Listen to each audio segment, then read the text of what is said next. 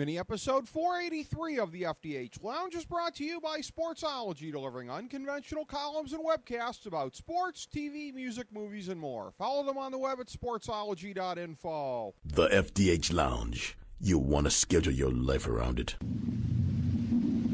A long time ago, on a gloomy, wet Cleveland spring night, two men stand alone amidst the late-night drizzle. Their voices echo across the vacant station parking lot as they debate the merits of the great American radio show that have been missing for far too long. On that night, an idea was born. That idea became the FDH Lounge.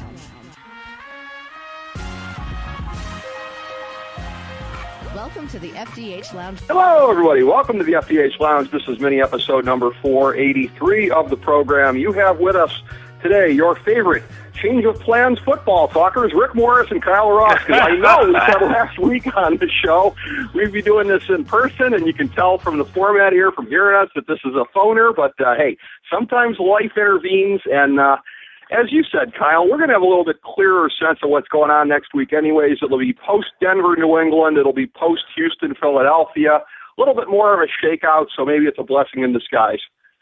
I'll tell you, Chris Berman never has car problems, I'll tell you that much. I'm sure Chris Berman also drives a fine BMW, though. So I don't think his something tells me his car's not rumbling, bumbling, and stumbling into that Bristol parking lot. I'll tell you that much right there. Hey now. Yeah, but yeah, and so I suppose we should also tell our fine listeners that the mid-season show has been delayed till next week. But like you said, while life intervened and caused that, I really can't be happier, because a lot of the games you mentioned could make us sound a lot dumber if the results don't go the way I think this week. So I'm kind of happy. And plus, we can always go with this. At this time next week, every team will have played at least 8 games. So we can at least use a mid-season record to project a full season record. So that's our news story, and we're sticking to it at least for the next 6 days. I choose to regard that as the true mid-season point, Kyle Ross. Thank you for putting that out there. What our records were to this point here, I went 7-8 last week. That was a late rally because I was getting clobbered in the 1 o'clock. So that was after a 2-0 start. I proceeded to then get annihilated and then rally again late. 7-8, 2-1 on my big three, 1-0 on my lock, which of course I agreed with you on last week, that being New Orleans on Sunday night. Record for the year, 59-61-1. 12-12 on the big three, 4-4 on my locks. As I said, though, if you were with me through the first 5 weeks and jumped off when I said it was the high water point, I am 79-55-1 with play against for the last 3 weeks, play ons for the first 5. I'm going to keep riding that into the ground, Kyle, because that's going to be profitable all the way through as I keep losing. You, Kyle, with a rare red week here at 1-2. But you are still comfortably in the black for the season at 20-14. Yeah, I got hosed again late, Tampa Bay Buccaneers. But what can you do? Whenever I lose whenever I give up 3 plays, I try to be cute, and I lose the Thursday game, I always have a bad feeling going into Sunday. Although, as you pointed out, New Orleans was a nice winner for both of us. I do believe I referred to that last week as my arguably favorite play of the year, and they responded in kind. Absolutely. That was good. Yeah, that was good. I'll tell you what, though. You talk about those 1 o'clock games last week, man. I think I texted you about 4:30 last Sunday saying I think I got every single one of those games wrong. Well, yeah, it was a tough 1 o'clock session, no question about it. Us doing good Sunday night. It's funny. I mentioned that to FDH Director of Research and recent house guest, Nate Noy. Boy, there are books that could be written about that experience. But Nate kind of cocked his eyebrows at our whole sense of sureness on them Sunday night. But as he said, never go against you and Kyle, and he's absolutely right. We were in agreement on that one. And it's interesting, too. New Orleans is going to be one of my 3 plays. I won't tip my hand on that, but longtime listeners certainly probably have a sense of which way I would go on that. So we'll actually be skipping the first game to talk about. We won't be starting with the Thursday game as per usual. By the way, teams on the bye week this week, it's Atlanta, Buffalo, Chicago, Detroit, Green Bay, and Tennessee. So none of them will be lining up this weekend. So if we're skipping past New Orleans and Carolina, that we then start with Philadelphia and Houston.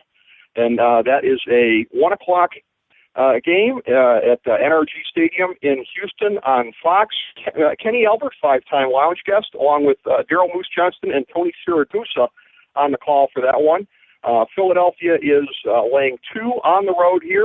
2.5 was the opening line, so it's a really interesting thing here, Kyle. When you look at how these teams are shaking out, when you look at what's been the kind of up and downs with them. Philadelphia is starting to somewhat kind of come back to earth after that improbably hot start that they had. To a certain extent, the same is true with Houston. I just keep coming back to the notion. I was on them a week ago against Tennessee because I just said in a general sense they tend to beat who they should and lose to who they shouldn't beat. And I'm going to go with that again. I don't see them as being better than Philadelphia, hence I'll take Philadelphia on the road. But basically, it's all about Houston being the foil for the Eagles rather than anything I have to say plus or minus for them. I'll say Eagles get the bounce-back W on the road.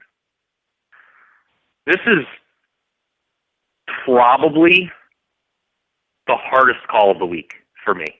And not surprisingly, it's a game that I will not make a call at all. It's one of those games that, although it's a non-conference matchup, I think it's got strong playoff implications in that the loser is going to be in trouble in what, for both conferences, is going to be a very crowded wild card picture.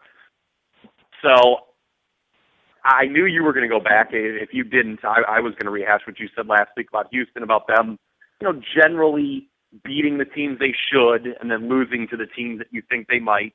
To that point, Mr. Rick Morris, they are 4-0 straight up this year when favored. They are 0-4 straight up as an underdog. So look at you. You are not imagining what your opinion of the Houston Texans is not being imagined out of thin air. So I'm passing. But look, I think I can't disagree with the lines you're talking about with Philadelphia. Probably being the better team. The only thing is, if you recall, and I know you were on board as well, I did not have the Eagles as a playoff team this year. Mm-hmm. And if that rings true, this is what's keeping me off the game. And if that rings true, this is the kind of game they would stand to lose if they're not going to make the playoffs. That's something to keep in mind. That's true. That's a very, very good point. And I thought about that as well. How do these teams shape up coming out of this game, too? And you and I actually picked Houston to win the division, which is not looking perhaps as dumb as it looked a week ago. So, this a win here certainly keeps Houston more viable, no question. Sure. I'll say this one more thing, too. If you do like Philadelphia, you can get them only laying a point at 5 dimes. So you have to lay a little extra, about 10 cents extra juice, but as always, trying to help everyone involved. So if you do like the Eagles, 5 dimes would be the place to bet it right now because you we're laying a point less than everywhere else. I'm looking right now, it's 2, I believe, everywhere else. I see 1, 2.5 still. They almost assuredly will kick off as the favorite in this game. You are, as always, the smart consumer, Kyle Ross, no question about that. We turn our attention down at the diagonal opposite end of the state from where we are situated here in the greater Cleveland area to Paul Brown Stadium down in the Natty. 1 o'clock Eastern time on CBS. Spiro Dedes and Solomon Wilcox will have the call, unsurprisingly, as the 1-7 Jags take on the 4-2-1 Bengals. If ever there were a team not as good as their record, it would be the Bengals right about now. No doubt about that one. And the line, though, does not reflect that.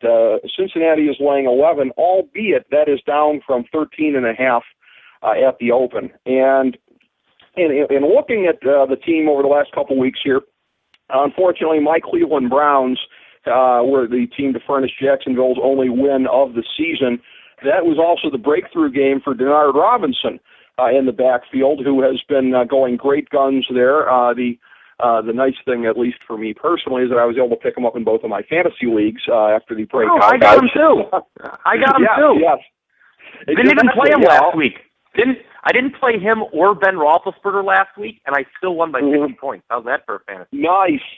That's the kind of depth that you want. But For Denard Robinson, I keep coming back to this. You've laughed in recent weeks about how I seem to go disproportionately towards the rushing yardage number. But for the Bengals, 140.7 yards per game given up on the ground. With a hot Denard Robinson for Jacksonville, I like their chances of at least keeping it close. Cincinnati's not a very good football team right now. I don't think Jacksonville will do them outright like they did my Browns, but I won't rule it out, and I certainly think they'll cover the 11. Wow, I like where your head's at here. I like where your head's at. By the way, with all the rushing statistics, sometimes it feels like I'm doing a podcast with Mike Ditka, by the way. I don't know about that. But so, first recommendation of the week, and you can guess who it is, sports fan. It's Jacksonville. To your point about Cincinnati, Rick Morris. Your second good point that you've made so far here in the program.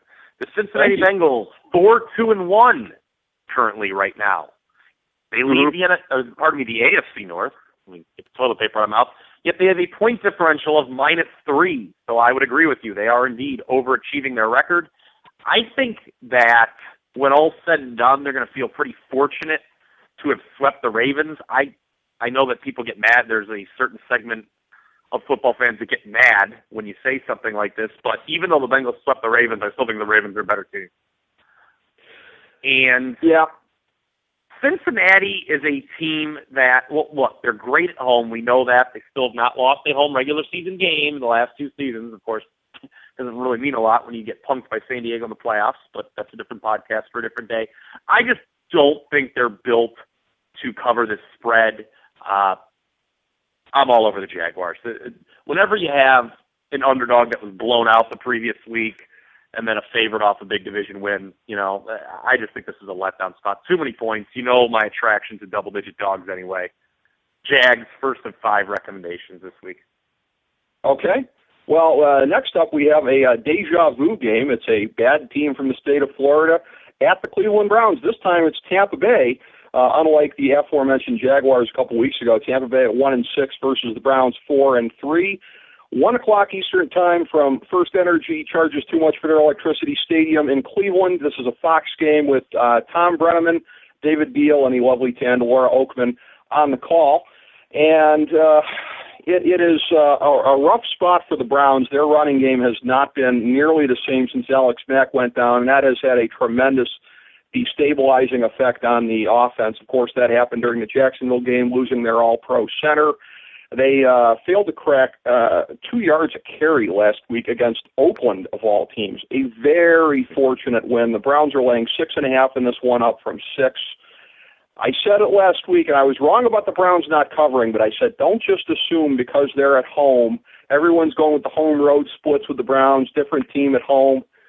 Right about now, before and after Alex Mack is more important than home or road. And post-Alex Mack, this is not a very good team, especially offensively at this point. The offense the last couple weeks has been more what we thought it was going to be. I like Tampa Bay to cover in this one to 6.5. And again, they may win outright. They may be the second bad team from the state of Florida to win in Cleveland this year. A team that should be 6-2 would then be 4-4. That's pretty horrific, but it's within reach for the Browns, sadly enough. Well, not to, try to prop the Browns up anymore. They did lose in Jacksonville. Keep in mind, not that loss. Okay, you know what? Yeah, my bad. That was in Jacksonville. Yes, my bad. Well, it was a bad loss. Make no mistake about it. You can tell how much it traumatized me. Yeah. This line confuses me a little bit, Ricky, and I know you kind of feel the same. The Browns were a very fortunate cover last week. I think we can all agree that it was not the most deserved ATS win of the season by the Orange and Brown. You talk about the offense, and there's no denying that losing Alex Mack is big time, and that hurts. But how much of the Browns' regression the last 2 weeks on offense may have something to do with the fact that defenses have figured out Brian Hoyer? I think that's the real worrisome sign. Yes. If you're a Cleveland Browns fan, because he has not looked great against 2 bad teams that have bad defenses. Now, Jacksonville's defense, Jacksonville and Oakland, because their defense winds up being out there a lot, I think a lot of their numbers do get inflated, particularly the rushing yards allowed on both sides because teams are just running the ball at the end against them. But he has not looked very good at all. To me, this was almost a borderline why ask why, to borrow one of your expressions. Okay. In that, who thinks Cleveland is worth laying points with? That's at least the way I feel. Then I take a look at the betting handle here, and apparently a lot of people are still on them. 70% of the wagers on this game are on Cleveland. It was interesting. I actually liked the Browns coming off the loss more last week, in the sense that I think too many, you know me, the only underdog I don't like is the underdog that the public likes. Whenever whenever the public jumps on an underdog, that's ironically when I jump off. And it seems like there were a lot of money line wagers on the Raiders last week. People, if the Jaguars can do it, the Raiders can too. I thought that was foolishness. Now, the Browns made it interesting for 3 quarters, no doubt. I'd kind of be inclined to go with you here. I'm not going to recommend it, but, Tampa Bay, who, sadly, I watched the fourth quarter of that game last week, is a very frustrating team. I don't know if it's the coaching. You hate to talk in platitudes, but who's the locker room leader there? I think that may be an issue as well. I mean, they've got some talented pieces, but, who's the go-to leader in that locker room? But they're still not as bad as their record, is my point with Tampa Bay. Right. And they may be due to steal one here. So I'd be inclined to agree with you, but I'm not going to recommend it. Okay. I could see that. I would say, too, you talk about in terms of the quarterbacks, again, I actually have marginally more confidence in Mike Glennon than I do Brian Hoyer at this point. And that's more of a slam on Hoyer than it is on Glennon. Because, again, Brian Hoyer was fortunate to have a great running game there, being able to go 1, 2, 3 deep, which is hilarious because they could go 1 through 10 a year ago and not get anybody doing anything after they traded Trent Richardson. But once Alex Mack went down, again, it's the before and the after. I keep coming back to that. That entire offensive line is destabilized, and it's taking away the advantages that were propping up Brian Hoyer. So I somewhat concur with your thoughts on him. I think some of he's not getting propped up like he was. I'll say this. I think they're tied together. I mean, I think you and I are both making the same point in that Jacksonville and Oakland both stacked the box and dared Brian Hoyer to beat them, and he struggled to do that, which is very troubling moving forward. And also, we should also cut him some slack in that he did lose Jordan Cameron halfway through the game, and this is an offense already without Josh Gordon. I mean, there's not a lot of receiving options, so we should cut him some slack in that regard. I think that part of it is true. Up next, it's the 1-7 Jets at the 4-3 Chiefs, a revival of an old AFL rivalry. 1:00 Eastern Time from Arrowhead Stadium in Kansas City. Greg Gumbel, Trent Green, and Evan Washburn coming from what might be one of the happiest places on earth, depending on the outcome of Game 7 of the World Series, which you can tell is still in the balance for when we are recording this. Kansas City is laying 9.5 in this one, up from 7.5 at the open. And the only thing I got for this one, it's something that brought me a winner last week, and that was in the Breakfast at Wembley game with Atlanta, where I said, I got nothing. I got no reason whatsoever to believe in Atlanta, and I just know that the NFL is not as obvious as this. Kansas City, based on the way that they've been looking recently, the Jets, based on the way they've been looking recently, I should be all over Kansas City. It's not a why ask why in that I think that the line is bad. I think the line is appropriate for where they are. And that's with me not being as big of a believer as Kansas City. Again, I think they're going to be a little bit better than I predicted at the beginning of the year, and we'll talk about that in the mid-year reviews, but they're not as good as they looked against St. Louis, but they're still way better than the Jets. I can't make any case for the Jets, so that's why I think they're going to sneak under the 9.5, because it just seems too obvious to go on Kansas City. Everything to me is pointing towards Kansas City, and anytime it's that obvious, you should go the other way. Like where your head's at here. You can get 10.5 at 5 dimes on the Jets, and I am going to do it. Second recommendation of the week. Like you, okay. I got no justification for the Jets. Have you watched them? They stink. Do you know what's frightening about the Jets? What? Is that I picked them to only win 4 games this year in what I termed a worst-case scenario. They're going to be worse than what I thought was the worst-case scenario. Yes, true. They lost by 20 at home to Buffalo after Buffalo lost both of its starting running backs. They have no quarterback. Unless if they're competitive, in one of the next two games. By the way, this is the team I'm taking, ladies and gentlemen, this week. Rex Ryan may not survive the bye week. I mean, this team looks horrid. But then again, like you said, the NFL's not that easy, and I'm not that big of a fan of Kansas City. The city, by the way, you talk about a letdown, the city will either be celebrating a World Series championship or be very mad that they did not win one. How that affects the football team, I don't know. But, again, I'm desperate for justifications to take this number. So there you have it. Well, either way, we know that everyone will be drunk from the tailgating, whether it's either working over the victory hangover or the pissed-off defeat hangover. So one way or another, there will be beer flowing, suds flowing in the shared parking lots between Kauffman Stadium and Arrowhead this Sunday. Next up is a game that, we all knew this was going to be the game of the year to this point of the season ahead of time. Didn't we? It's the 6-1 Cardinals at the 6-2 Cowboys, 1:00 Eastern Time, AT&T Stadium in Arlington on Fox. The A-team of Buck, Aikman, and Andrews are back on the game for Fox, and the opening line was Dallas laying 4, and I know you said that the line is not really much in evidence at various places, but I'm just going to call it 4 for the purposes of taking this one. This is one of the ones that, again, to me was a little bit more difficult. I've been kind of going back and forth on this. There's two things that I look at, one of which, yes, it is going to be rushing yards against. Cardinals 77.9 yards per game. Of course, for Dallas, with MVP candidate DeMarco Murray, so much of it's been predicated on him being able to get it going. So it's strength on strength there. It's also strength on strength in the passing game. Patrick Peterson v. Des Bryant. The last time, to me, that we saw offense and defense strength on strength like this, and again, I'm just talking targeted strength on strength. I'm not comparing Arizona to what Seattle was at the end of last year. I'm not saying that. Arizona has actually underachieved defensively en route to going 6-1, which makes it all the more remarkable. But the rushing game defense is amazing right now. Patrick Peterson is amazing. The Super Bowl taught me go with the defense in these kind of climactic battles here. I'll take Arizona getting the fictional 4 points wherever you can get that line in Dallas. With the Cowboys quarterback situation, I'm just going to lay off. I have given up trying to figure out the Arizona Cardinals. I do not understand this football team at all. I do not understand how they're 6-1. This is a team that has started Drew Stanton and Logan Thomas at times this year. I shouldn't say Logan Thomas started, but he did play against Denver, and they lost that game, by the way. They really haven't been impressive on either side of the ball.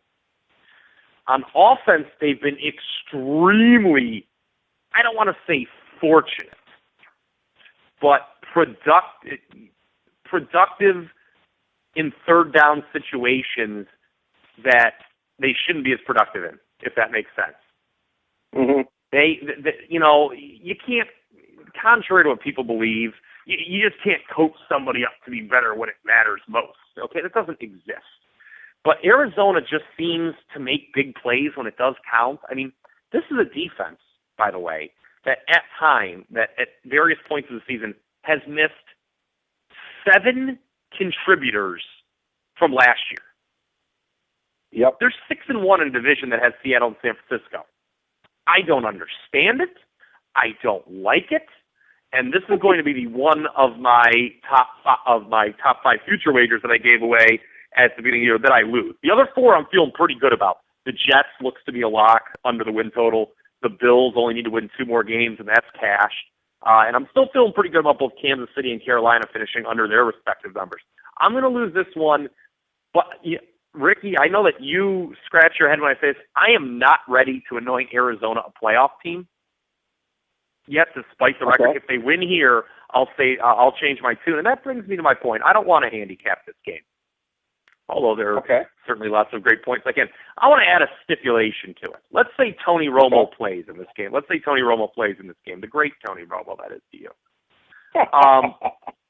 Let's make a deal.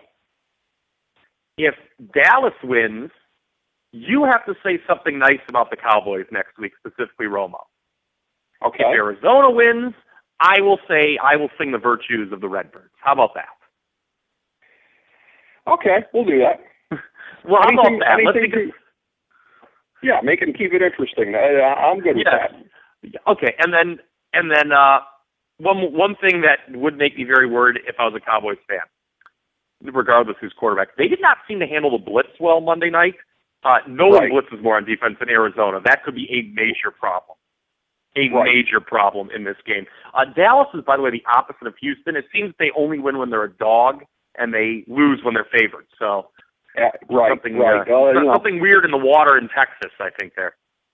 Exactly. Cards will be blitzing as soon as they get off the plane. Next up here, it's the 3-5 Redskins at the 3-5 Vikings. It will be a matter of vengeance for the city of Washington, D.C., having lost the Washington Senators baseball team to Minnesota in 1961. They'll be out to get vengeance for that one.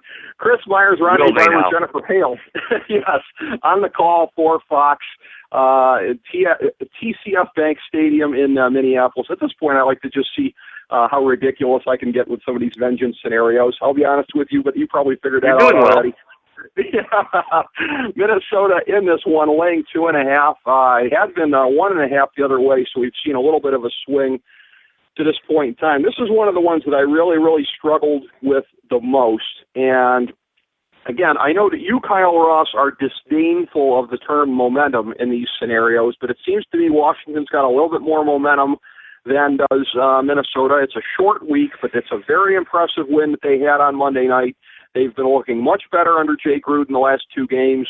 They'll be back to 4-5 and still at the fringes of contention if they can pull this one off. Here's what I like. They've managed to win 3 games to this point into the season without Alfred Morris getting 100 yards in any of the games. By the way, where I get a lot of my nuggets again, I'll give them the free plug, USA Today Sports Weekly. That's where I get a lot of my things, rushing yardage against, et cetera. But that was the one thing that jumped out at me. Alfred Morris is due to get at least 100 yards. If he can do that, you got to figure the Redskins are going to win the game.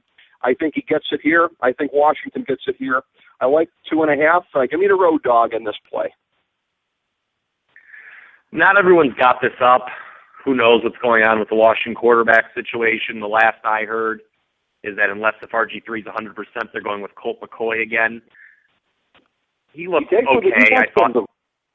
I thought he looked okay Monday night, but he didn't look awesome. I'll be honest there. I mean, although I do love his promos that he's cutting these days, Ricky. Colt McCoy, the "aw shucks, I'm just glad to be playing in this league anymore" promos. Those are really good. Those really touch the heart. Those I really enjoyed those. Of course, he will not give them he will not give them to any of the Hispanic speaking stations, but that's a different story for a different day. I'm not playing. With the line not fully posted in the QB situation, I'm obviously going to abstain here. I'll say that these teams are pretty even. I mean, you talk about one win in Washington's contention. Well, you can say the same about Minnesota. They're 3-5 too. They have a young quarterback who's trying to find his way. Neither offense has been awesome. Minnesota has had the 2 big games at St. Louis. They've put up 34, and then they put up 41 on Atlanta. Other than that, 7, 9, 10, 3, 16, and 19 points. Washington, they had 41. They had 41 against Jacksonville. When everyone thought Kirk Cousins was something special. Other than that, and then they had 34 the following week against Philadelphia. Other than that, 6, and then the last 5 weeks, 14, 17, 20, 19, and 20. This promises probably to be a pretty low-scoring game. But, that said, it'll probably wind up being the shootout of the week. But, I'm staying away. I'm staying away between 2 evenly matched teams that I think are, thinking about next year pretty soon. Probably a good thought. All right, 7 games to go in our window yet here. Next up, it is the 2-5 Rams at the 4-3 49ers, 405 Stadium in Santa Clara on Fox. Burkhart, Lynch, and the delicious Pam Oliver on the call for Fox. San Francisco is laying 10 in this one, up from 7.5. I know that you are averse to laying this many points generally, Kyle, but I like the 49ers in this scenario. Kaepernick lit it up against St. Louis a couple of weeks ago. I think he's going to be able to do it again. I think he's got their number. I like San Francisco coming out raring to go after that big embarrassment that they suffered. I feel sorry for the Rams. They're going to suffer here. Yeah, as you know that I'm usually inclined to take the double-digit dog, but this is the one I'm passing on this week. 49ers they're off a bye too, we should point out. So they've had an extra week to stew over what happened against Denver. Yep. You just get the feeling that the Rams kind of had their shot to upset San Francisco on Monday night a couple weeks ago. I mean, these teams just played. Right. And they blew it. So, what are I know they've played San Francisco tough in the past, but you kind of get the feeling maybe last time was their one shot to pull the upset. Certainly do not see them winning the game straight up. And to be honest, I might even be surprised if they cover. Yeah, I agree with that, certainly. Next up, one of the big games of the year. NBC's got to be PO. They didn't get this one for Sunday Night Football. The 6-1 Broncos at the 6-2 Patriots, 4:25 Eastern Time, Gillette Stadium in Foxborough on CBS. Of course, it's their A-team of Nance, Sims, and Wolfson on this one. Yet another Brady-Manning matchup. We always wonder when it's going to be the last one. In all likelihood, they'll meet again in the playoffs, but you never know. There's always the chance it's the last one. Denver's laying 3 on the road, down from 4 initially. I'm just going to go to this, my stubbornness of New England was my preseason pick to go to the Super Bowl and represent the AFC. Predicated in large part on the fact that they were hosting this game and would have the tiebreaker. Denver pretty much locks up home field through the AFC for all intents and purposes if they win this game. New England has to have this in order to even have a shot. I'm stubborn. I'm not going to back off in New England. I'm going to take them with the 3 points on Sunday. I think a lot of people are going to join with you. I remember, about a month ago, I talked about New England's history as a home dog under Belichick when they played Cincinnati. Mm-hmm. That was the start of this great run they've been on. But I want to talk about something else with you this week. Okay. What does it say that Denver is a 3-point favorite on the road against what is likely the second-best team in the AFC? And they deserve to be. They are just head and shoulders above every other team. I mean, every time there is nothing that Emmanuel Sanders isn't better at than Eric Decker was. What an upgrade that was. And the defense is so much better than it was last year. Normally, I'd be all over New England as a home dog. I'm staying away. Denver is just that much better than everyone else right now in the league. They're better than last year. They are better than last year, man. I don't care if Manning's numbers aren't as good. They are a much better team than they were last year. Spoiler alert, I may be changing my preseason Super Bowl pick next week. Okay. Well, we shall see on that. I do know that Jimmy the Greek agrees with you on certain attributes that Emmanuel Sanders has that Eric Decker does not, but that's another story. Oh, now come on. That's completely uncalled for. And completely in character.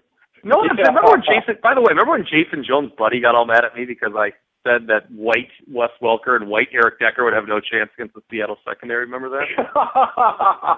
And you were right about that. Yes, FDH senior editor Jason Jones learning that along with his friends in Denver the hard way. Up next, the team that did Denver in the Super Bowl, the 4-3 Seahawks, are hosting arguably the worst team in the league, the 0-7 Raiders. 4:25 Eastern Time, CenturyLink Field in Seattle on CBS. Harlan and Gannon are on the call.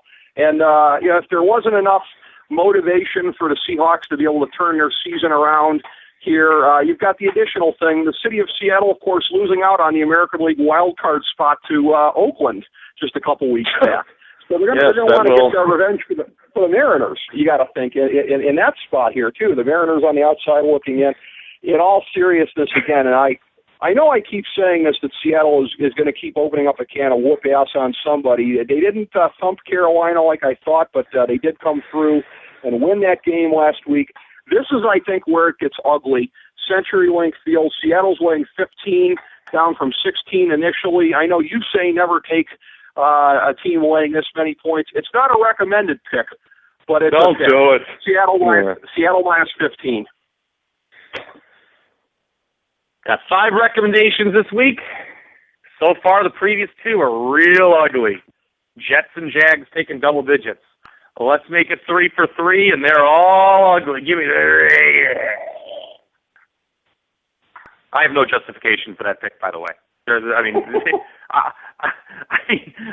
I don't know. Hold your nose and do something else. Watch a different game. Hope 3 hours later the Raiders are within 2 touchdowns. But there you go. It's too many points. That's your ugliest pick of the year, and you've made some ugly ones. That's a balls of steel pick right there. I salute that. If nothing else, the game that NBC gets for their Sunday night matchup, not a bad consolation prize, probably. The 5-3 Ravens at the 5-3 Squealers, 8:00 Eastern time from Heinz Field in Pittsburgh on NBC. Michael Stafoya and Collinsworth on the call. And this is one where it's been going back and forth. Baltimore was laying 1.5 on the road earlier in the week. Then it went to a pick. Now I think it's back to Baltimore -1. I went different ways on this one. This is another one of the ones that's very, very hard for me to pick. But what I'm going to isolate on this one, it's not rushing defense here. Here's what I am going to look at. And I find this surprising because most people would tell you right now that the Baltimore defense on balance has been better than the Pittsburgh one. Third down conversion percentage. Ravens allowing the other team to convert 42.6% of the time on third downs. Pittsburgh allowing the other team to convert just 36.6% of the time on third downs. I think that's going to be a difference. They're at home. I think Baltimore is the better team, but in this spot, Pittsburgh's out for revenge from earlier on from getting thumped. Give me the Steelers getting the 1. I'm going to surprise you here. I'm going the other way, and it's a recommendation. I'm on the Ravens here. You and those favorites, Kyle. These, to me, this is a pick'em. But I see you working. I mean, technically, it is a road favorite. But look, I mean, the Ravens had revenge last week against the Bengals. That didn't work, and everyone liked them. I just think that this is the way the NFL works. Everyone thinks the Steelers are great now after, 3 weeks ago, everyone was writing them off saying Mike Tomlin should be fired. Ben Roethlisberger, make absolutely no ifs, ands, or buts about it, played the best game of his career last week. I think it's hard to duplicate. We'll talk about the Colts in a minute, so I won't go too much into that game. But I just think this line is telling. It's almost always 3 in favor of the home team when these teams meet. This is a definitive statement by the odds makers that they now think the Baltimore Ravens are better, and I agree. We'll talk more about that next week when we talk about the AFC North moving forward. Give me Baltimore, my 4th recommendation of the week. Okay. All right. We're going opposite ways, and you're taking the road favorite, albeit a short one. Never say never in this world, certainly. But the Monday night game, that is the first of my 3 recommended plays. Actually, and this should make me a little bit nervous, 2 of my 3 recommended plays are in prime time this week, the more scrutinized games. That should make me nervous. It is the 5-3 Colts at the 3-4 Giants, 8:30 Eastern time, MetLife Stadium in East Rutherford on ESPN Monday night. Mike Tirico, John Gruden, Lisa Salters on the call. The Colts are laying a pretty solid 3 points on the road in this game. It goes to show you that, again, there were very, very few games that jumped out at me this week because it makes me nervous picking the Giants. I've gotten burned on them and against them a lot in the last season and a half. One of the most unpredictable teams in the league, no question about it. Having said that, I'm going against them. I think it's a bounce-back spot for Indianapolis. The funny thing is, a week ago, you were much higher on Indianapolis than I was. Not that I was down on them, but I wasn't buying, OMG, could win the Super Bowl. I just wasn't there yet, and I'm still not there now. But I think they're going to come out raring to go on Monday night, and I don't think the Giants are going to be able to stop them. I like Indianapolis laying the 3 in this spot. Like you, I am confounded by the New York Giants. They are a team that probably will Jekyll and Hyde their way to 8-8, which is kind of what we thought before the year. As for the Colts, it's funny. We taped the show on Wednesday, and there's obviously a few days to think between games. I sort of came off. It's funny. Whenever I do kind of endorse a road favorite, it's always kind of the wrong time to do it seems, on the show. I kind of came off the Colts a little bit last week, just going and seeing how lopsided the betting was by the end of the week. I mean, almost everyone was on the Colts. That was a huge win for the sports books on the Steelers, in case if you folks haven't read about that yet. To me, other than Philadelphia, Houston, this is the hardest call of the week. I'm shocked that this, you feel so strongly one way or the other on this game. The number does feel pretty solid. I'm staying away. It's funny that the Colts, for as much as everyone's hyping them, a loss here on the road, which I don't think is out of the question, would have them at 5-4 and, potentially in a tie with Houston, which is kind of how you and I saw that race going before the year. So we shall see. This is another game that makes me feel very good about the fact we're doing the midseason show next week and not this week. Yeah, we'll have this one under our belts and be able to evaluate. I don't know that we need to see much more of the Giants to know anything because they're going to be up or down the whole way. We need to learn a little bit more about Indianapolis, and we will be able to benefit from that. Another explosive dome team playing on the road. Actually, I'm not liking this trend as I'm talking about this here. Oh boy, here we go. Road favorite Ricky is on fire again. Road favorite Ricky. Yes, I am. It's the 3-4 Saints at the 3-4-1 Panthers. Nance, Sims, and Wolfson on the call. NFL Network only. So for those of us that don't have that, we will not be watching any CBS simulcasts from here on in, 8:25 Eastern Time from Bank of America Stadium in Charlotte. And again, this is one where New Orleans is laying 3 points. It had been it's up to 3 now. Yeah, well, it started at plus 2.5. I mean, 2.5. This is your biggest line move of the week. Oh boy. It is. And the thing of it is, though, you and I, part of it, here's the thing, though, all right? If it was at that point, it's because people were slower to pick up than you and I were. I'll put us over. That New Orleans was primed and going to be ready to do it Sunday night and start to turn it around a little bit here. So people were a little bit behind the curve on on New Orleans, not you and I. So that's part of the reason for the overreaction. When other people didn't see it coming and start betting accordingly, Carolina is just a big, big fraud. I talked about it before with Cincinnati, the team that they tied, and it's kind of fitting because neither one of them is nearly as good as their record. And 3-4-1 is fairly mediocre. Okay, but the Panthers won those 2 games early on and have been dog crap ever since. I understand it seems too obvious, and I know last week I said to you I was nervous on one of your plays because it seemed too obvious, and those are the ones that do bite you. But I like New Orleans to keep it going. They have, the momentum, and Carolina has negative momentum. I like New Orleans laying the 3 Thursday night. How soon we forget. Week 1, this exact same situation played out. I went against the New Orleans Saints. They were in Atlanta. They lost that game. But as much as I'd love to back Carolina, I cannot. I don't think they're very good.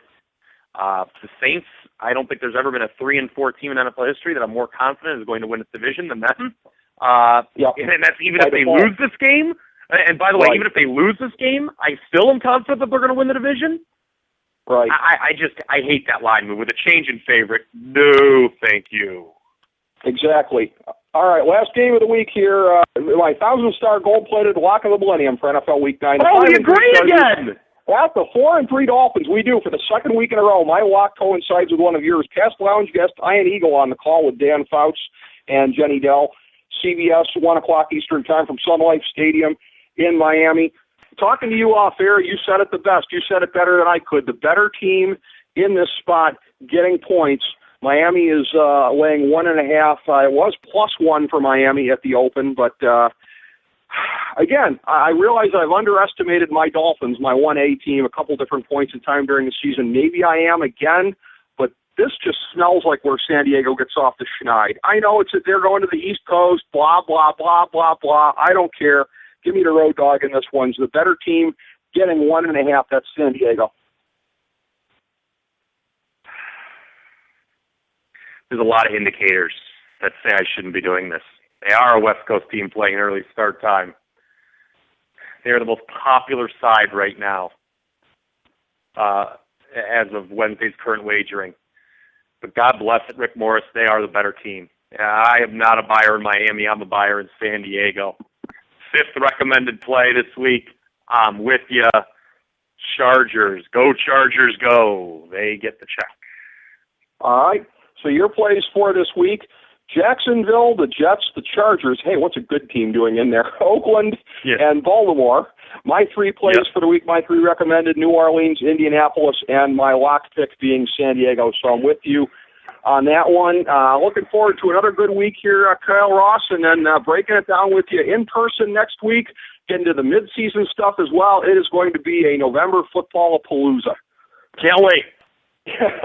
That's Bart Scott voice. Can't wait. Yeah. Can't wait.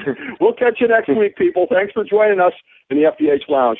As we bring the show to a close, we would like to extend our deepest gratitude to NBC, CBS, ABC, Fox, all Clear Channel affiliates, TNT, TBS, USA, UPN, Deadspin.com, YouTube.com, YTMND.com, MySpace.com, various blogs, Fox News, CNN, CNBC, MSNBC, IamBoard.com, Billboard.com, Google.com, ESPN, ESPN2, ESPN News, ESPN Classic, NBA TV, NFL Network, Sports Time Ohio, Athlon Magazine, Comedy Central, Cartoon Network, The Boomerang Channel, QVC, BET, The Spice Channel, Steno Notebooks, Manwich, Papermate Office Supplies, waitresses, strippers, bartenders, garbage men, janitors, microwave popcorn, the writers of The Office, Scrubs, Entourage, My Name is Earl, Oz, Metalocalypse and the Boondocks, Aquafina, and the periodic table of elements.